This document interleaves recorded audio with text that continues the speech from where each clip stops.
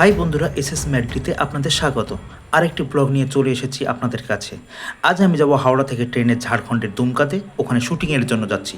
তো চলো আমার যাত্রাপথটা তোমাদের সাথে শেয়ার করি।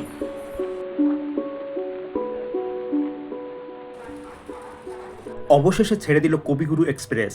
এখন সময় ঠিক 10:55 আর সঠিক সময়ে আমাদের গাড়ি ছেড়ে দিল। আমার হাওড়া থেকে দুমকা যাওয়ার পথে মোট দূরত্ব 282 কিলোমিটার। যাত্রাপথের মোট 10টা স্টেশন পড়বে। তার প্রথম স্টেশন ব্যান্ডেল। হাওড়া থেকে 38 কিলোমিটার পথ পাড়ি দিয়ে চলে এলাম আমার যাত্রাপথের প্রথম স্টেশন। এখন সময় 11:46, পৌঁছানোর কথা ছিল 11:42-এ। তো আমার গাড়ি এখনো পর্যন্ত 4 মিনিট লেটে চলছে। হাওড়া থেকে দুমকা যাওয়ার পথে যে 10টি স্টেশন পড়বে তার নামগুলো নিচে দিয়ে দিলাম।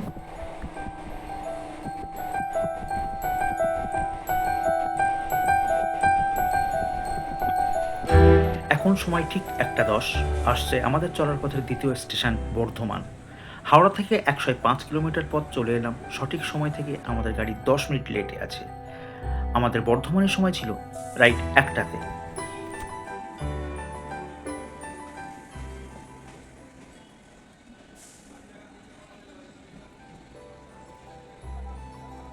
বর্ধমান থেকে আমাদের গাড়ি ছেড়ে বেরিয়ে যাচ্ছে পরবর্তী স্টেশন গুসকরার দিকে।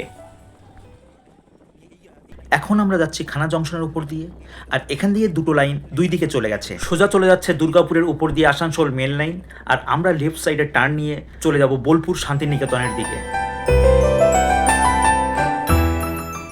এই যে আমরা লেফট সাইডে বেরিয়ে এলাম, আর ওই লাইনটা চলে যাচ্ছে আসানসোলের দিকে।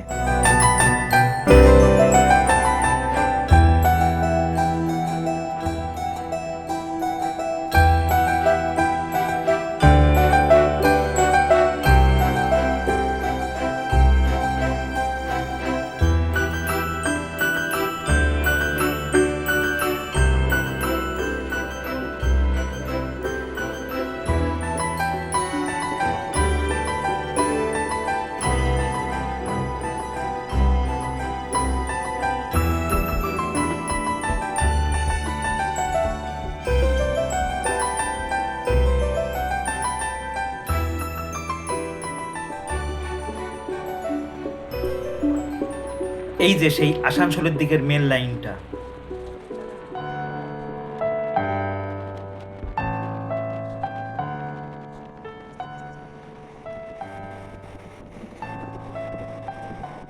দেখুন এই দিকটা কত ভালো, চারিদিকে শুধু সবুজ আর সবুজ। দেখলে সত্যিই যেন চোখ দুটো জুড়িয়ে যায়।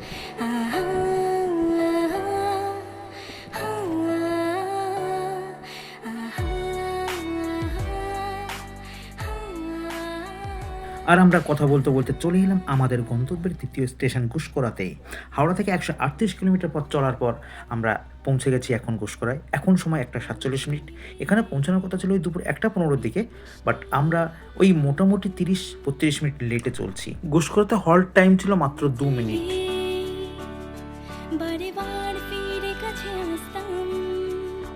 আর আস্তে আস্তে করে আমাদের গাড়ি ছেড়ে দিল গুসকরা থেকে। মেঘে বৃষ্টি হতে পারতাম তুমি চাইলে, বারে বার ফিরে কাছে আসতাম যেন আকাশে ঝিকিমিকি তারার দেশে, কোনো ঠিকানা খুঁজে পাওয়ার সন্ধানে, যেন আকাশে ঝিকিমিকি তারার দেশে, কোনো ঠিকানা।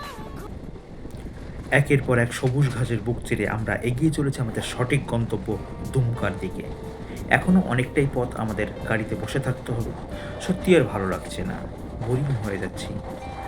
আমার মনে হয় অর্ধেক পথ চলে এসেছি আমরা, আর গাড়িও আস্তে আস্তে তার নির্ধারিত চলার সময় থেকে দেরির পরিমাণও বাড়িয়ে দিচ্ছে। আমিও দেখব কত দেরিতে পৌঁছাতে পারে।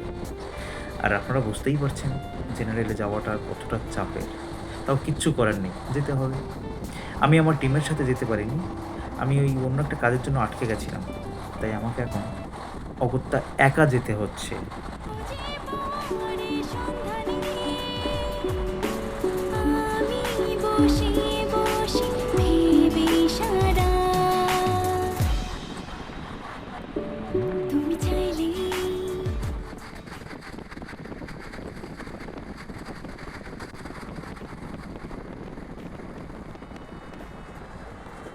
এই দেখুন আমাদের এক ক্ষুদে সফরযাত্রী, ও সবার কোলে কোলে ফুল মজা নিয়েই চলেছে, মুখে তার নিষ্পাপ হাসি।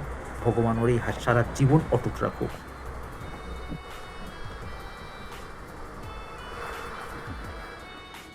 এখন সময় 2:15, আর আমরা এর মধ্যেই হাওড়া থেকে 157 কিলোমিটার পথ পাড়ি দিয়ে চলে এলাম বোলপুর শান্তিনিকেতন। এই নামটা শুনলেই বারবার মনে পড়ে যায় আমাদের প্রিয় বাঙালি বিশ্বকবি রবীন্দ্রনাথ ঠাকুরের কথা। এটা ভাবলেই কেমন নস্টালজিক হয়ে পড়ি। বোলপুর শান্তিনিকেতন নিয়ে কথা বলতে গেলে অনেক ইতিহাস, অনেক পুরানো কথা মনে পড়ে যায়। সেগুলো না হয় অন্য কোনো ভিডিওতে বলবো। এখানে পৌঁছানোর কথা ছিল 1:32 মিনিটে, আমরা এখনও 45 মিনিট দেরিতে চলছি। এখানে হল টাইম ছিল 2 মিনিট, ঠিক 2:17-তে আমাদের গাড়ি ছেড়ে দিয়েছিল।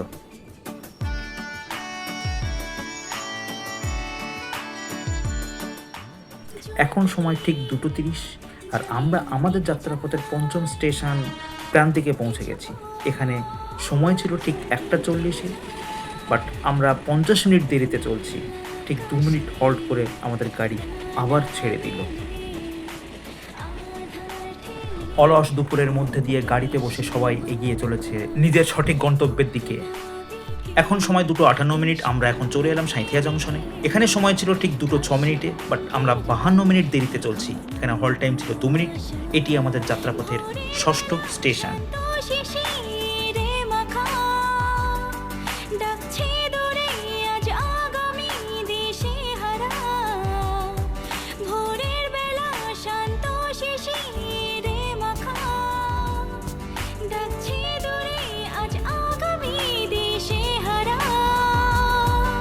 আমরা এখন চলে এলাম আমাদের চলার পথের 7ম স্টেশন রামপুরহাট জংশন। হাওড়া থেকে 218 কিলোমিটার পথ পাড়ি দিয়ে চলে এলাম আমরা এখানে। এখন সময় বিকেল 4:05। এখানে পৌঁছানোর কথা ছিল ঠিক 3টের সময়। আমরা অলরেডি 1 ঘন্টা 5 মিনিট দেরিতে চলছি। আর ওই যে দেখুন 3 নম্বর প্ল্যাটফর্মে দাঁড়িয়ে আছে 13031 হাওড়া জয়নগর সুপারফাস্ট এক্সপ্রেস।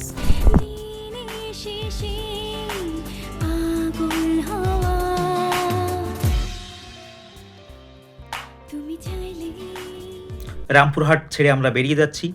আমাদের এই যাত্রাপথের ওয়েস্ট বেঙ্গলের এটি অন্তিম স্টেশন। এরপর আমরা ঝাড়খণ্ডে প্রবেশ করব। এখান থেকে ঝাড়খণ্ডের শুরু। সেখান থেকে আমরা দেখতে পাচ্ছি বেশ পাহাড়, পাথর, পাহাড়ের উপর দিয়ে বিভিন্ন ধরনের গাছ। দেখেই বোঝা যাচ্ছে এটা ওয়েস্ট বেঙ্গল নয়। পাথর কেটে কেটে এই রেল লাইনটা বানানো। রেল লাইনের থেকে অনেক নিচেই লোকেশনটা, এবং ছোটো একটা খাঁড়ি টাইপের দেখতে পাচ্ছি, মানে নদীর কোনো ক্যানেল টাইপের এরকম হবে। নিচে পাথর জমে আছে, ছোটো ছোটো নুড়ি পাথর, এবং তার মাঝখান দিয়ে জল বয়ে বয়ে আসছে। ওই দূরে পাহাড় পাহাড় দেখতে পাচ্ছি।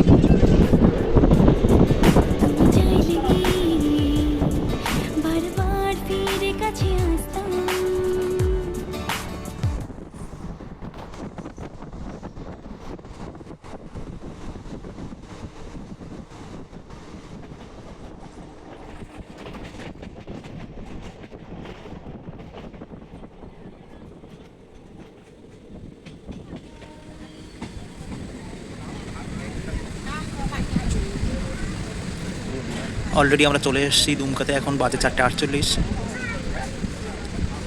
গাড়ি প্রায় 40 থেকে 45 মিনিট লেট আছে।